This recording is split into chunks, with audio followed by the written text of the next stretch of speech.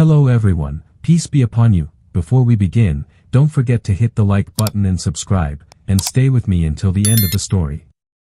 Also, leave a comment telling me which city and country you're watching from. I'd love to see how far my story has reached. For those of you who have already subscribed, I sincerely wish you good health, ease in all your affairs, abundant blessings, and may all your hopes and dreams come true. Amen. Now, let's begin the story. Laura Mitchell stepped out of the transport at Fort Ridgehaven just after sunrise, the Texas air dry and cool, the parade field stretching wide with fresh tire tracks and boot prints cutting across the dust. She adjusted her patrol cap, checked the neat line of her name tape, and took in the base without smiling or frowning, just measuring it. Barracks Bravo sat to the east, long and metal, with a few cadets jogging the perimeter. On the range side, targets clacked in the breeze, wooden silhouettes waiting for another hard day. Reyes met her halfway to headquarters, a stocky man with a steady look. "Morning, Captain," he said, offering a quick, clean salute. "Training schedule's tight. Bravo Company's yours." She nodded once. "Good. I want eyes on everything, range plans, remediation lists, comms logs." "You'll have them," Reyes said, then added, "One more thing, Hale." She paused. "Ryan Hale? That's the one. Strong. Fast. Knows it. No judgment, just facts." In the command briefing room, Wallace reviewed protocol with a clipped tone the way senior officers do when they're warning you without saying the word warning. Laura listened, hands behind her back, tracking each requirement, each safety line, each expectation.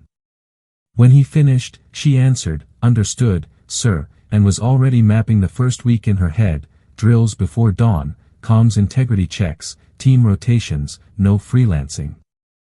Outside, Bravo Company formed up on the parade lane. Faces young, a few older, all guarded in their own way. She introduced herself without a speech. "I'm Captain Mitchell. For the next 12 weeks you'll move like a unit or you won't move at all. Safety, discipline, teamwork.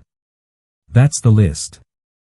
Eyes straight ahead, a few glances, a cough somewhere in the rear. She saw Hale in the third row, tall, athletic, resting on the edge of attention like he wanted to be seen, not looking like he wanted to be seen. Beside him, Rivera stood quiet and balanced. "Range by 06, Laura said. "Hydrate. Check your lace. Don't be late." At Sector Bravo the ground was already chewed up from last week's storms, mud dried into ripples that grabbed at boots. Reyes ran the warm-up while Laura walked the line, watching movement quality, timing, breath control. Hale moved like he'd run these lanes in his sleep, fast over the wall, clean under wire, no wasted steps. But he cut ahead of his squad every time. When a smaller cadet struggled at the rope, Hale glanced, then went on. Laura blew 2 sharp whistles. "Hale." He stopped, mud at his knees, chest working. She pointed back at the rope. "He's your pace. You finish when he finishes." A few smirks died off around them. Hale said nothing, jogged back, and set himself so the struggling cadet could brace on his shoulder. It worked.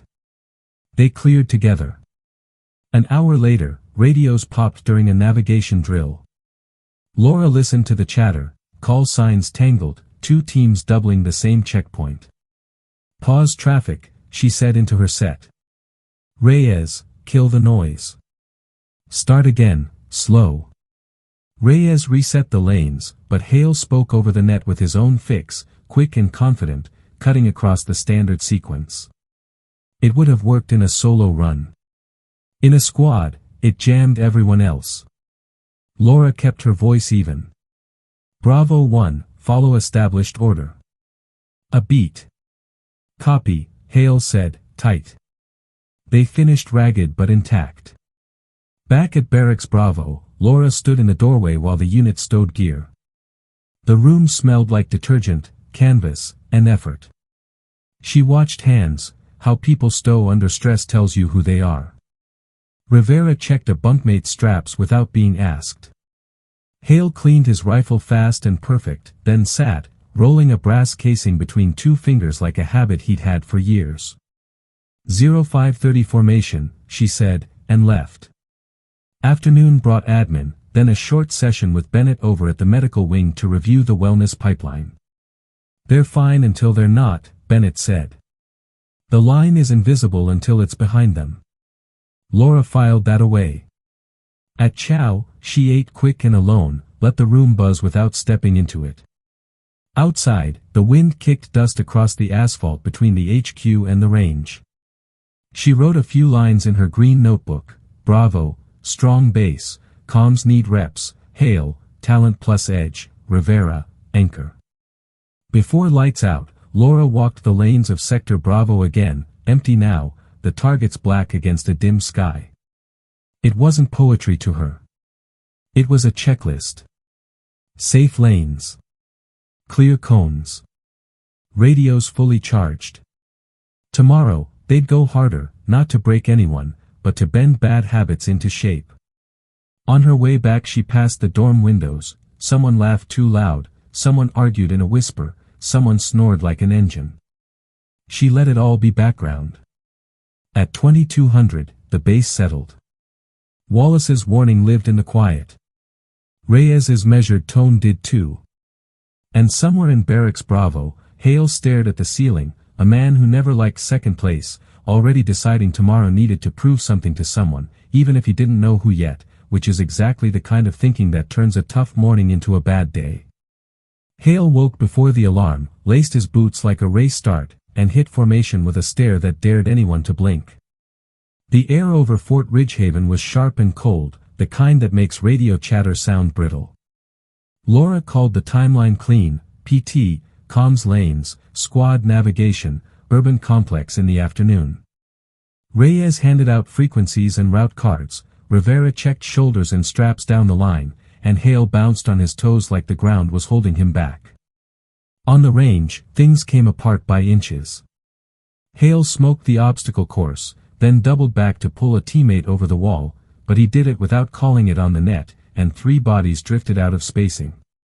Laura blew one short whistle, reset them, and watched him swallow the correction like a pill he refused to admit he needed. The comms block was worse.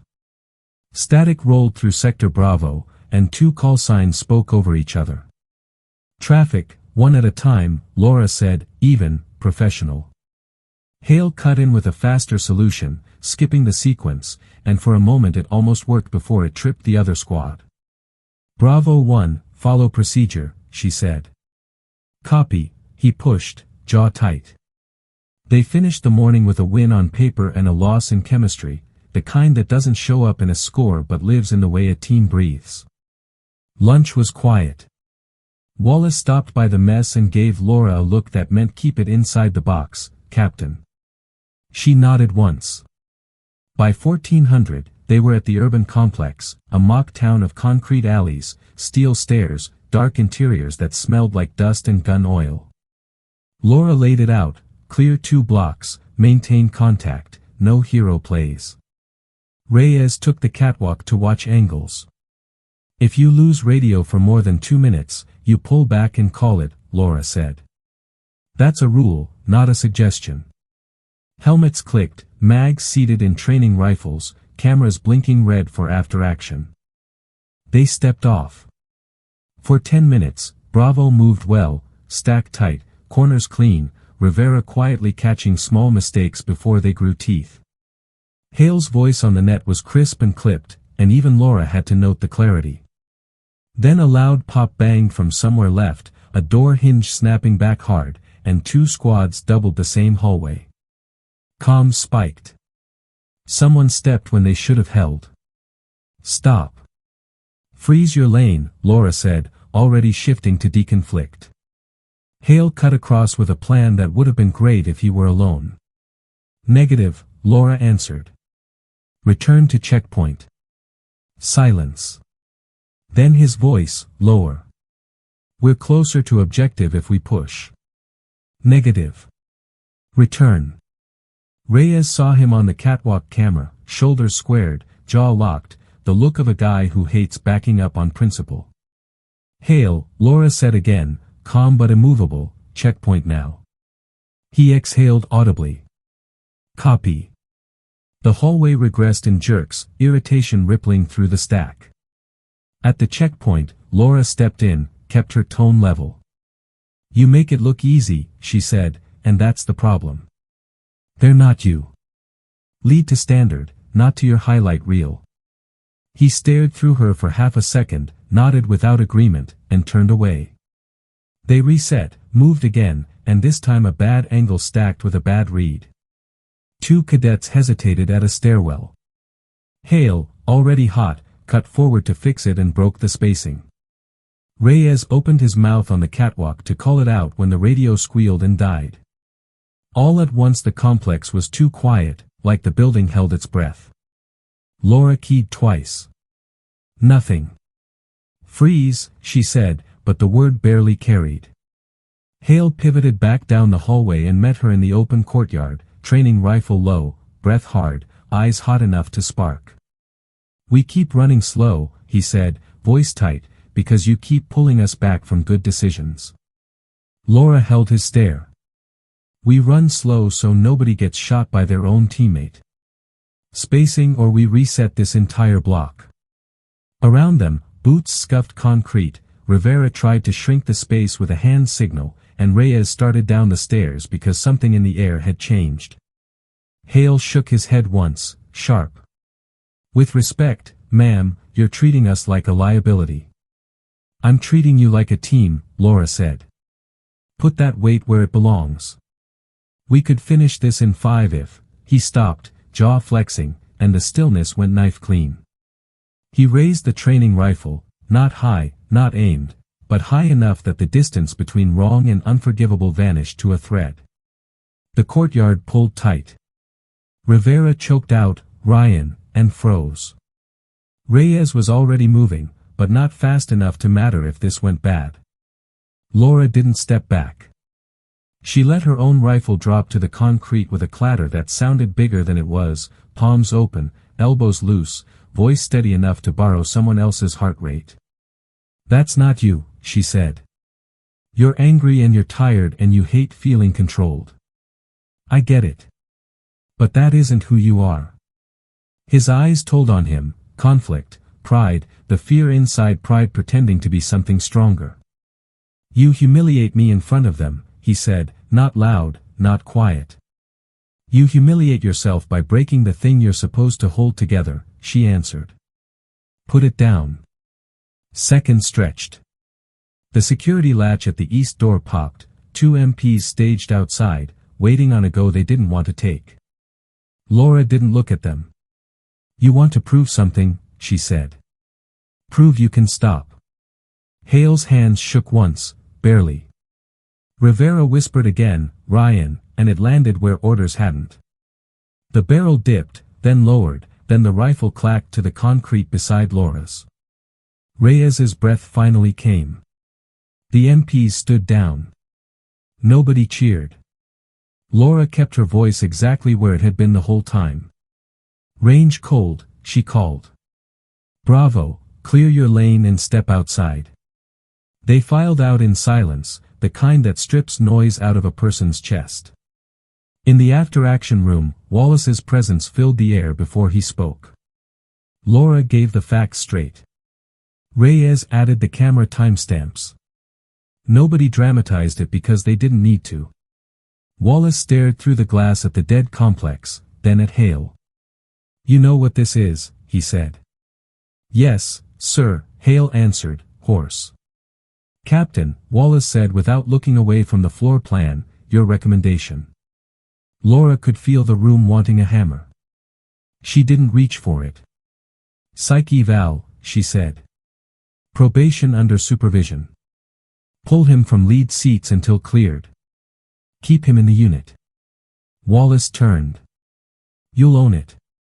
"Yes, sir." He nodded once. "Then you'll own it." Bennett met Hale in a small room at Medical Wing while the sun slid behind Hangar 3 and the base lights blinked on one by one. Rivera waited on a bench outside, elbows on knees, the shape of a friend who shows up when there's nothing to say. Reyes walked Laura back toward HQ without talking for a while. When he finally spoke, it was only, "You kept him on this side of it."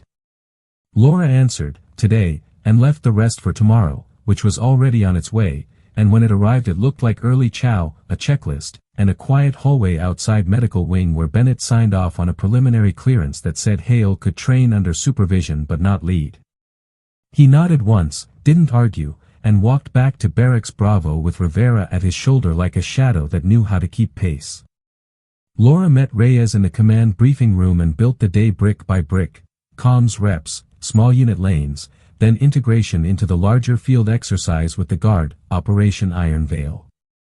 Wallace came in, scanned the board, and gave a short nod that meant the plan was sound but the leash stayed short. 15-minute check-ins. "If contact drops, you pull back," he said. "No exceptions." Laura answered, "Copy," and didn't look at Hale through the glass because today wasn't about looks. On the range, the morning held together. Hale moved like a man who understood how thin the ice could be, quick when the drill called for it, measured when it didn't, eyes on his squad instead of the clock. Rivera called small corrections without heat. Reyes watched the line and said as little as possible, which was his way of saying good job. By noon, buses rolled to the east gate and the guard trucks handed out maps and deadpan jokes about weather. The sky was clear enough to make them liars. By the time Iron Veil kicked off, a wall of gray had built from the horizon and started walking toward Fort Ridgehaven like it had business here. Laura briefed her piece one more time at the line of trucks. "Bravo, your route is grid 7 Delta to the beacon, hold perimeter, and relay. 15-minute comms. If we lose you, you fall back 200 meters and hold. Nobody freelances." She let her eyes touch Hale for a half-second. He met them steady. "Understood," he said, and took the second position in the stack behind a newer cadet who needed calm more than speed. The woods east of the base weren't pretty, scrub and low rises and the kind of ground that rolls ankles if you stop paying attention. The first hour went fine. Then the storm hit. Rain came hard and sudden, like someone knocked over a bucket the size of a county. Radios snapped and hissed. GPS lagged. The 15-minute check-in window closed and came back and closed again. Laura stood under a poncho at the command tent, headset pressed tight, watching icons blink on and off the map like bad Morse code. "We're losing Bravo's channel," an operator said. "Pinged last at 7 Delta. Hold everyone else in place," Laura said. "Push a manual call. If they don't respond, they fall back 200 and hold." Out in the brush, Hale tapped his headset and shook his head at Rivera. "Dead," he said. The cadet in front of him looked back, scared in the way new people get when their first bad day shows up. "We're close," someone said from the rear, and the old version of Hale almost answered, almost said push now before we lose the chance. He didn't. He checked his watch, checked the sky, and checked the faces behind him. "We're pulling 200 back and holding until we hear them," he said. It wasn't dramatic. It was adult. They moved back, found a fold in the ground, and made a tight, clean perimeter like they'd practiced. Rain hammered their helmets.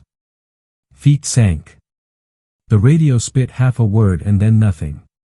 A crack snapped from the trees to the north. Not lightning. Everyone froze. "Positions," Hale said, low. Another crack, closer. Rivera held a hand up, "Listen." Far left, a voice shouted something they couldn't catch, and then 3 fast pops answered from the opposite side. Training blanks or not, the shape was bad. "Cease," Hale barked, but the word died in the weather. He yanked his signal panel out and waved it high. "Friendly." Friendly left. Rivera mirrored him. For a heartbeat, the forest argued with itself, then the pop stopped like someone closed a door. A squad slid into view through the brush on their bellies, Alpha, soaked and rattled, rifles low.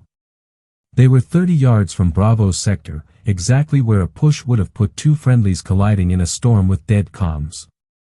Hale felt the truth hit him in the chest and leave him standing a little straighter. He keyed the handset again out of habit. This time a voice crawled through the noise, Laura's, thin on the edge of the storm. Bravo, status. Bravo holding. Linked with Alpha. Possible near blue on blue prevented. Request guidance, Hale said, every word clean. There was a delay long enough to fit a year into it, then Laura, good call. Stay tight. We're coming. Back at the tent, Reyes had already grabbed his kit. Wallace said, road's a mess. Laura answered, copy, which meant I'm still going. She pulled a hood up and disappeared into the rain like a person late for an appointment. The trek wasn't heroic, just wet and steady and angry at mud. When she slid into the tree line on the edge of 7 Delta, Bravo and Alpha were waiting in one piece.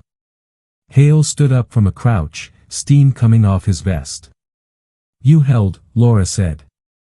Yes, ma'am, he said. We had signal loss and the window closed. We pulled back and got lucky. You didn't get lucky, she said, flat. You followed the rule that keeps people alive. She turned, checked faces, counted breaths, then called for a staggered return. The storm broke just enough to make the road back look possible. By the time the trucks loaded, the light was going and everyone smelled like wet canvas and relief. In the after-action tent, Wallace listened to the timeline with one eyebrow that meant he was interested but not impressed by stories. Reyes pointed to the map. If Bravo pushes, they cross Alpha's line right here. Wallace looked at Hale. And you didn't? No, sir, Hale said. We fell back. Wallace kept his voice neutral. That's new. Yes, sir, Hale said. Nobody laughed. Later, at Barracks Bravo, boots thudded down the corridor and showers ran hot and loud. Rivera tossed Hale a clean towel and a look that said a lot without needing a speech. In her office, Laura wrote slow lines in her notebook while rain tapped the window, iron veil, comms degraded, Bravo held, Hale chose prudence, near fratricide avoided. She paused, then added, recommend increased responsibility when cleared by Bennett. She stared at the last sentence for a second like it was heavier than the rest, then closed the book. Outside, the storm peeled away from Fort Ridgehaven and left the base slick and quiet. At Medical Wing, Bennett set a new appointment on her calendar and wrote 2 words on a sticky note, progress noted. Reyes walked the fence line once before lights out and caught Hale through the glass of the barracks common room, sitting with a map open, explaining spacing to a pair of younger cadets who were too tired to hide how much they wanted to get it right. No speech. Just reps, Reyes nodded to himself and kept walking. When the base finally settled, the day didn't feel like redemption or punishment, it felt like work done right after a lot of work done wrong. Laura locked her office, checked the night log, and stepped into the cooler air with one thought she let herself keep, they might be turning the corner. Far down the row, Hangar 3 glowed under floodlights, quiet and harmless, just another building waiting for tomorrow to decide whether it would stay that way. And when tomorrow came it didn't knock, it broke the door in. The morning started clear, sunlight bouncing off the tarmac, the kind of peace that never lasts long in a place like Fort Ridgehaven. Laura walked across the parade lane with a mug of black coffee and the satisfaction of a unit running smoother than it had in weeks. Reyes met her by the HQ steps. Maintenance reports came in clean, he said. Fuel checks done, ammo storage logged. She nodded, took another sip, and said, good. Keep it that way. Across the base, Hale was knee-deep in drills, running Bravo through ruck lifts and low crawls. Rivera kept count, sweat cutting clean lines down his face. The mood was steady, measured, the kind of rhythm that feels like safety until it isn't. At 0917, the first siren went off. One long tone, then 2 short bursts, emergency. Laura's radio came alive with static and half-sentences. Explosion, Hangar 3, possible structural, she was already running before the rest of the message hit. Reyes was right behind her, boots hitting concrete hard enough to echo. From the far side of the motor pool, black smoke clawed at the sky. The air changed, smelled like burning oil and metal. Soldiers poured out of buildings, some shouting, some just moving because training tells you to move first, think later. Laura reached the cordon line, grabbed a helmet from a fire team lead, and snapped the strap under her chin. Evacuate the perimeter, she ordered. Reyes, I need Bravo geared for rescue, not suppression. We go in once the south wall's confirmed stable. Copy, he said, already barking orders. Hale sprinted up with Rivera and 3 others in tow, half-armored and fully awake now. What's the situation? Fire in the maintenance bay, possible trapped personnel, Laura said.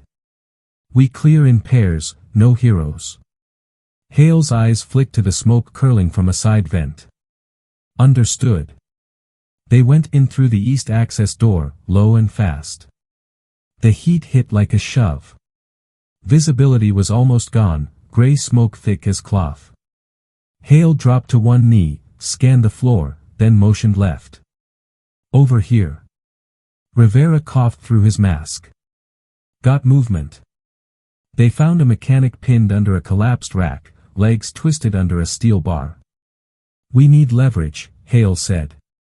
Laura grabbed one end, gritted her teeth, and they lifted together, muscles burning. The man slid free, dazed but alive. Reyes's voice cracked over comms, south section starting to bow, get out now. Laura keyed back, 2 more to check. Negative, ma'am, that's an order I'm giving myself, she said, and cut the line. Smoke rolled heavier. Hale wiped his visor, saw shapes moving deeper inside, 2 techs, cornered near a stack of burning crates. He didn't wait. I've got them, he yelled. Laura spun. Hale, hold position. But he was already gone, swallowed by the dark. She cursed, followed him in, counting the seconds by instinct. The flames snapped louder, ceiling beams groaning under heat. Hale reached the pair, pulled one to his feet, pushed the other toward the corridor. A spark dropped from above, caught a tarp, flared. Laura appeared out of nowhere, slammed her shoulder into Hale's back, driving him and the others through the nearest doorway just as part of the roof came down behind them with a crash that rattled teeth. Move, she shouted. The exit ahead was half blocked by debris. Hale grabbed a crowbar from the wall, jammed it under a beam, and pried until the opening widened just enough for one person at a time. Rivera took point, dragging the last tech. Laura waved them through, coughing hard now. Go. Go. The heat chased them out like an animal. Outside, fresh air felt unreal. The medics grabbed the wounded, Reyes counted heads, and someone shoved water into Laura's hand. She didn't drink. Anyone still inside? She asked. Reyes shook his head, checked his clipboard.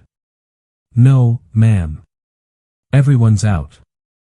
She turned, saw Hale sitting in the dirt, uniform scorched, hair plastered with sweat, breathing like he'd run through a wall. She walked over, crouched. You disobeyed an order, she said quietly. He nodded, eyes unfocused. Yes, ma'am. And saved 2 people doing it. He blinked at her. I wasn't trying to, I know what you were trying to do, she said, voice softer now. Next time, tell me before you run into hell. He managed the smallest grin. Yes, ma'am. Behind them, the flames finally died under the hiss of suppression foam. The sky went pale gray with residue. Wallace arrived 10 minutes later, face carved from stone. Casualties? None, Laura answered. 2 injured, stable. How? He asked flatly. She looked at Hale, who was trying to stand. Because the right people were in the wrong place at the right time, she said. Wallace exhaled, nodded once, and walked off to coordinate the cleanup. The rest of the day ran like an echo, debriefs, reports, silence. In her office that night, Laura stared at the incident form. She wrote slow, deliberate words. Bravo performed under live emergency conditions. Hale demonstrated decisive leadership under fire. Recommend commendation, not correction. She stopped, let the pen rest. Out on the field, the floodlights glowed against the dark, reflecting off wet concrete. She could still smell the smoke. Somewhere in Barracks Bravo, Hale lay awake, staring at the ceiling again, but not the same way as before. He wasn't thinking about proving anything. He was thinking about breathing, about the sound of her voice through the fire, and about how close the line really is between breaking orders and becoming the kind of soldier you're supposed to be. Looked different the next morning, quieter, steadier, like walking into a room and realizing the furniture had been moved just enough that you stopped tripping over it. Fort Ridgehaven smelled faintly of wet concrete and chemical foam, Hangar 3 still taped off and humming with fans, the scorch marks cut into the metal like reminders written in a language no one wanted to read twice. Laura started the day before sunrise, coffee cooling while she built the debrief timeline with Reyes in the command briefing room, mapping each minute from the first siren to the last head count. Wallace came in without ceremony, read the board with his arms crossed, and didn't ask for color commentary. 2 injured, both stable, he said to himself, then to them, we'll formalize at 1100. Keep it clean. He left, and the quiet he dragged behind him felt like a verdict deferred. At chow, Bravo ate fast and slower than usual, a strange mix that happens after a real thing cracks the schedule in half. Rivera slid a tray across the table to Hale and didn't say congratulations because that isn't how this works. He said, PT at 06 tomorrow, and Hale nodded with a small, tired smile that meant yes and also thank you. Bennett met Laura outside medical wing with a clipboard and a look that had both empathy and boundaries.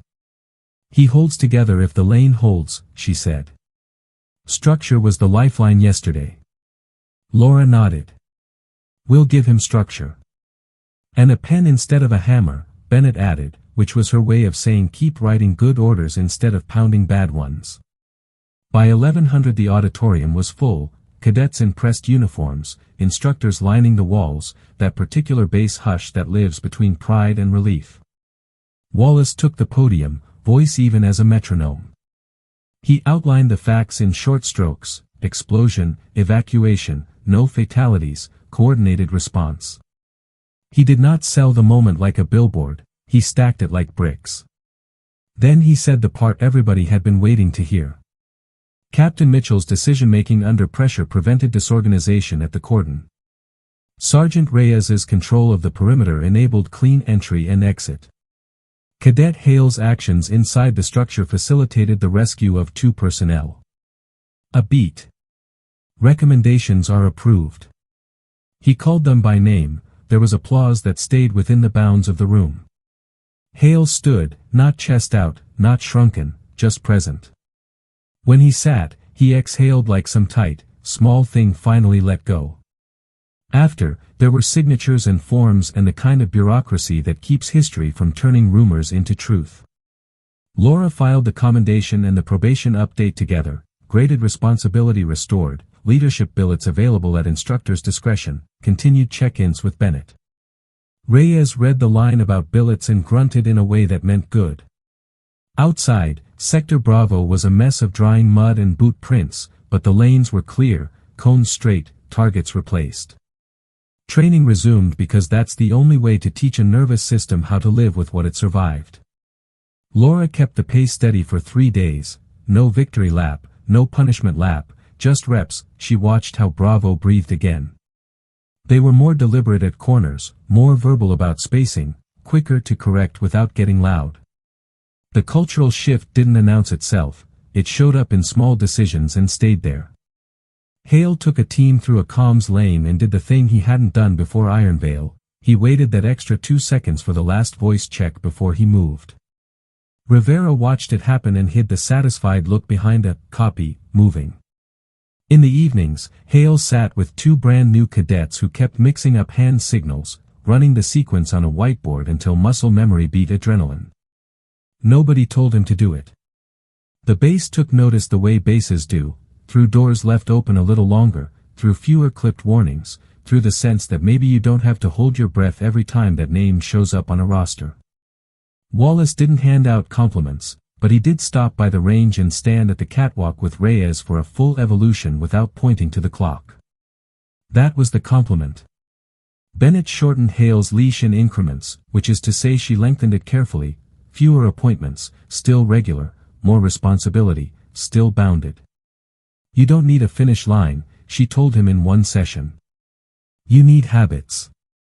He nodded and didn't try to find a speech to put around it. Laura, for her part, adjusted the way she put weight on the unit. She let Hale brief the plan for a navigation block, then had Rivera deliver the back brief, then asked the quietest cadet to summarize the risk. 3 voices, same lane. She wasn't chasing a ribbon, she was laying track. One afternoon, Wallace called her into HQ with Reyes. The office smelled like old paper and newer ink. We'll run a base-wide readiness eval next week, he said. I want Bravo through first. If they stumble, we'll all hear it. Laura didn't blink. We'll be ready. He looked at Hale's name on a printed roster. He lead? Not yet, she said. He'll shadow, then he'll step in if the lane is stable. Wallace held her eyes for a second, then gave the smallest nod. Your call. Back at Barracks Bravo, the night talk was lighter, not loud, jokes about chow, bets on mile splits, the normal gravity that replaces crisis. The tape came down at Hangar 3, the fans kept running, but the building looked like a place again instead of a warning. On the last evening before the eval, Laura walked the parade lane alone and felt the base settle the way a basketball rolls to a stop after the buzzer. She found Reyes on the bleachers counting headlamps out on the track. You think they know what they did? He asked. Some of it, she said. The rest will show up when they're tired. He nodded. Down on the infield, Rivera and Hale were timing intervals for the new kids, calling splits without turning it into a spectacle. When the last group finished, Laura checked her watch and said, "Form up." The line came together quick and square. She kept it short. Readiness eval at 07. You know the standard. Hit it and then go a little past it. She let her eyes touch Hale and then the rest. No surprises, no freelancing, no empty space in your head. Yes, ma'am, rolled down the line, honest and in unison. Lights out followed. In her office, Laura opened the green notebook and wrote the thing she hadn't let herself write until she was sure it wasn't wishful thinking. Bravo, cohesion improving, Hale, trust operational, Rivera, anchor holds, Reyes, steel in the spine. She closed the book and let the room go dark. Across the base, the night watch did its slow circles, the wind nudged the flag just enough to make it talk, and somewhere in the old part of the barracks a pipe ticked like a second hand. Hale lay flat, eyes on the ceiling again, hearing yesterday's siren in his head, then today's steady cadence, understanding in a way he hadn't before that discipline isn't a cage when you build it yourself. And with that thought, sleep came quick, because tomorrow would ask for proof, and for once, everyone in Bravo was ready to give it. And when tomorrow asked for proof, Bravo didn't hesitate, they gave it in clean lines, steady voices, and the kind of small decisions that keep people alive. The readiness eval at 07 started with the cadence of boots on the parade lane, the sun just lifting a pale edge over Fort Ridgehaven. Laura kept the brief tight, comms integrity, navigation under time, urban clear with staged casualties, after action on the clock. Reyes checked head counts without looking at his clipboard. Rivera rolled his shoulders once and hid nerves under focus. Hale stood second in the stack where she'd put him, eyes forward, the old friction replaced by something simpler, attention. They hit the first block like they'd rehearsed for a month, because they had. Call signs read clean, no crosstalk, hand signals crisp enough to read at 20 yards. On navigation, they moved through mesquite and low scrub with that quiet, elastic spacing Laura had been trying to tattoo into their bones. At the midpoint, a lane grader through a curve, 2 waypoints red tagged, 1 radio dropped. Rivera tossed Hale the spare. Without looking to Laura, Hale mirrored her last plan, not inventing, not shrinking, just translating guidance into motion. 2 up, 2 hold, check back in 90 seconds, he said, and the line flexed and returned like it was breathing. On the urban clear, the fake town felt smaller than the one where everything had almost gone wrong weeks ago. The angles were still bad and the rooms still dusty, but the noise inside their heads was gone. Hale hung back one extra beat at a stairwell, let the last rifle settle before he moved, and that beat, the one he would have skipped in the old days, kept a muzzle from sweeping a teammate's shoulder. Laura watched it land and didn't smile, she just wrote the mental checkmark and kept them moving. When the casualty stage kicked, smoke pots hissed and a speaker blasted recorded chaos, but Bravo didn't flinch. Rivera tagged the first wound, passed the instruction to the quietest cadet, and watched him execute without freezing. Hale took the exterior door, covered the flank, called the time, and then shut up so someone else could talk. They finished under the window by 2 minutes. Back at the catwalk, Wallace said nothing for the entire evolution, then finally asked the grader, any safety violations? The answer came back quick, none observed. Laura let herself breathe in a way that didn't show. In the after-action, she didn't perform victory, she dissected it. We were good because we were boring, she said. Boring is repeatable. Repeatable is safe. Reyes added 3 small corrections like a carpenter shaving a door so it won't stick in the rain. Bennett slipped in at the back, watched faces, noted shoulders lower than last week. Paperwork followed, because it always does. Wallace signed the eval with a stroke that didn't waste ink, then paused over one line. Mitchell, he said, Bravo's standard is acceptable for certification. Post the result. She did, and the cheer that went up wasn't loud, it was solid, like something heavy finally set down.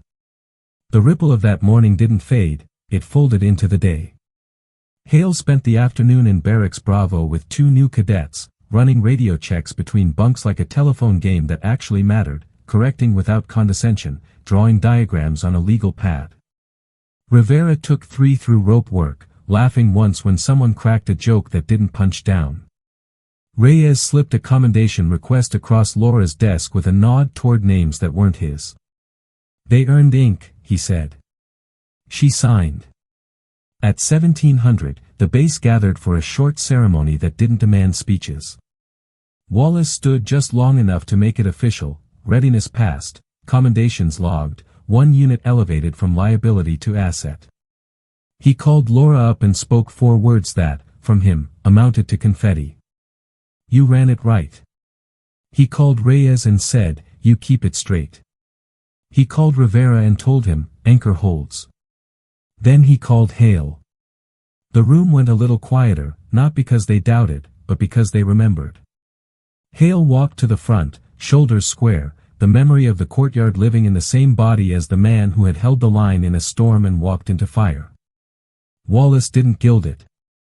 Cadet Hale, he said, effective immediately, you're cleared for leadership billets at instructor discretion. Don't make me regret this. Yes, sir, Hale answered, voice level. Afterward, the crowd dissolved into the easy shuffle of a base returning to work. Laura found a strip of shade outside HQ and finally let her shoulders drop. Bennett joined her, folded arms, soft smile. You wrote a different ending for that kid, she said. He wrote it, Laura answered. I just refused to write him off. Bennett nodded. That's leadership by subtraction. You took your ego out and left space for the work. Down the lane, hangar 3 sat open, clean, harmless again. The scorch marks would never fully disappear, and maybe they shouldn't. Some doors aren't supposed to look new after what they've seen. As evening settled, Laura took the long way around the track. The flag snapped once in a thin breeze. Cadets ran intervals and called each other home at the line. Reyes counted without counting, the way you do when the numbers are muscle memory. Rivera jogged backward next to a kid who hated mile splits and told him he was better than yesterday by 3 steps. Hale stood by the infield with the 2 newest in Bravo, reviewing a laminated checklist he'd made himself: comms cadence, spacing cues, call and response. He tapped the sheet, then his chest. "You carry it here," he said, and for once he wasn't performing for anyone, not even himself. When the sun dropped behind the flat Texas horizon, Fort Ridgehaven glowed under floodlights that made every corner look accounted for. Laura sat on the bottom bleacher and opened her green notebook. She wrote the last lines of this chapter in block letters: Bravo, certified, culture improved, standards repeatable. Hale, earned trust, uses it to lift others. Rivera, steady through every turn. Reyes, spine intact. Wallace, kept the box, widened it an inch when it mattered. She hesitated, then added one more: lesson, discipline is mercy wearing a uniform, and sometimes the bravest order is the one that holds you still. She closed the book and listened to the bass for a while, the low hum of generators, the scrape of a broom in the motor pool, the late laughter from Barracks Bravo that didn't carry any sharp edges. Tomorrow would bring new rosters and new weather and new chances to get it wrong, which is exactly why the work never stops. But the line was stronger now. The corners were cleaner. And the people who stood on them knew the difference between pride and courage. When Laura finally rose, she looked once at the dark shape of the urban complex, once at the clean doors of Hangar 3, and then toward the barracks where a kid who almost broke the unit was teaching two others how not to. She didn't need a speech for that. All she needed was the quiet certainty that this was the job, not winning days, not dodging bad ones, but shaping people so that when the worst day comes, they know how to stand together and not make it worse. That's a story worth ending on, and a standard worth beginning with again tomorrow.